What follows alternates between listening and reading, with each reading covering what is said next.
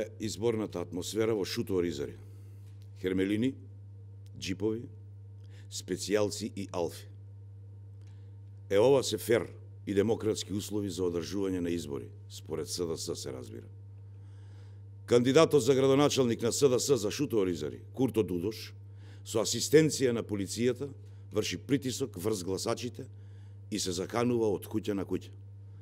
Полицијата е ставена во служба на партијата, партијата врши терор врз граѓаните.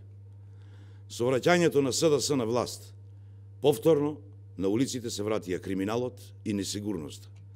За само 48 часа по изборите имаме напади со нож, имаме обид за ликвидација, скршени и запалени автомобили и пукање со огнено оружје. Несигурноста и неизвестноста по животот на граѓаните демне насекаде кога СДС е на власт. Бандитизам од невидени размери е нападот од страна на група активисти на СДС врз полицаецот во Свети Николе, кој бил крвнички тепан и му се заканувале со ликвидација него и на неговото семејство. Ова е резултат од апсолутната власт на СДС. Хаос, насилие и безредие. Ситуација во која никој не е безбеден. Нападот врз председателот на политичката партија Гром, Стефчо Јакимовски, од луѓе блиски до врхушката на власта, е напад врз демократијата, врз слободната мисла и врз правната држава. Обидот за физичка пресметка и ликвидација со Стефчо Јакимовски треба да биде расчистен и да се утврди кривична одговорност за напаѓачите.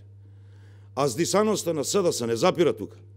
На повеќе места низ државата пукано е од огнено оружје од страна на активисти на СДС на вечерта по изборите. Огненото оружје било редовен декор пред повеќето штабови на СДС, за што сведочат фотографиите и снимките објавени низ медиумите. Искршени и запалени автомобили само неколку часа по завршувањето на локалните избори се исто така показател во која насока планира СДС да ја води државата.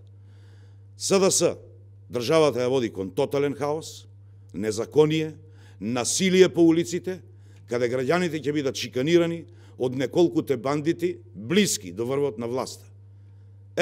Граѓаните видоа што значи СДС на власт.